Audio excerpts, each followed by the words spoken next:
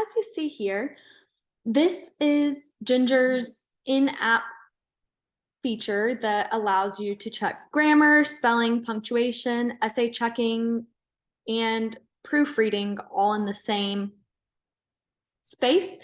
You can either type in your writing here, or you can copy and paste it from another platform. So it does take a little bit more time, but I do feel like this in-app version is where Ginger Premium really shines, as we'll see through this demonstration. I'm going to go ahead and paste in an example of my own work from a class I took last semester. So hopefully the results will be pretty well as I used it for class, but we'll just use this as an example to show you how Ginger in-app might work.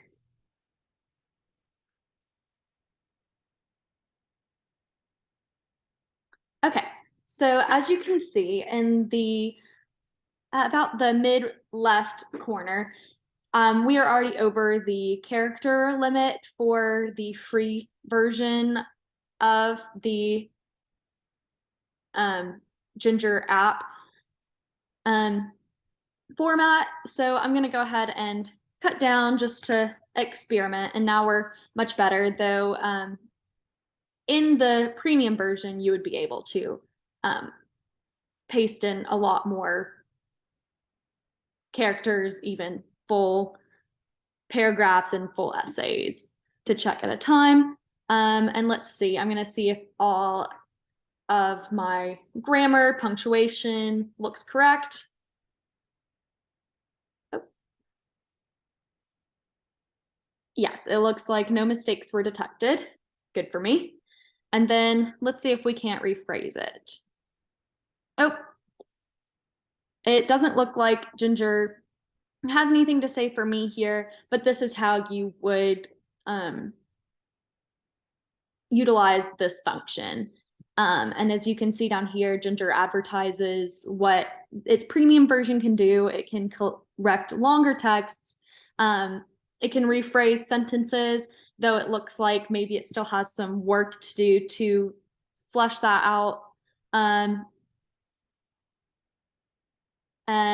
But it does work with more simple sentences, and just ones that are less specific to maybe a topic that it doesn't recognize.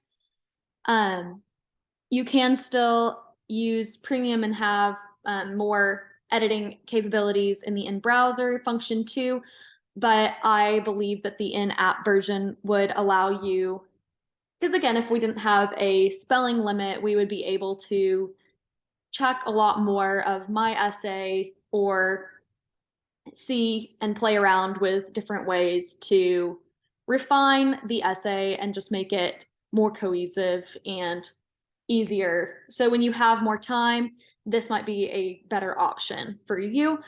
I will say two of the features that are interesting here are its ability to check your essay as you work along. This is for first drafts and deep diving in, and it deep dives into many errors that it claims other editing engines might not notice, such as tense usage errors, plurality errors, etc.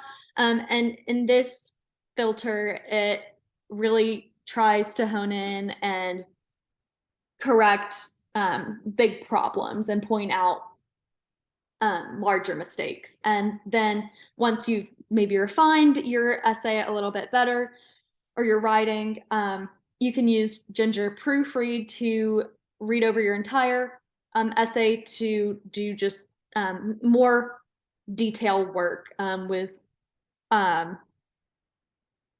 lighter surface level flaws.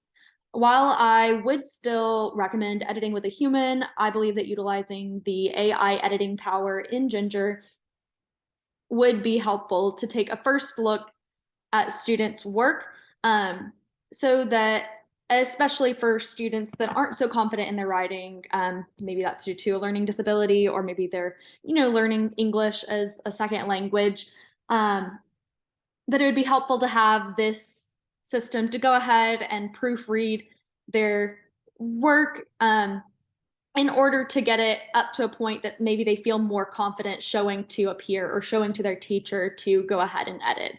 But there's still working out kinks in AI to where it really can't mimic the same level of humanity that humans can at this point, though I do anticipate in the future that AI and Ginger included will enhance this function to have their editing powers be more and more idiosyncratic with how a human would talk and how your voice would sound.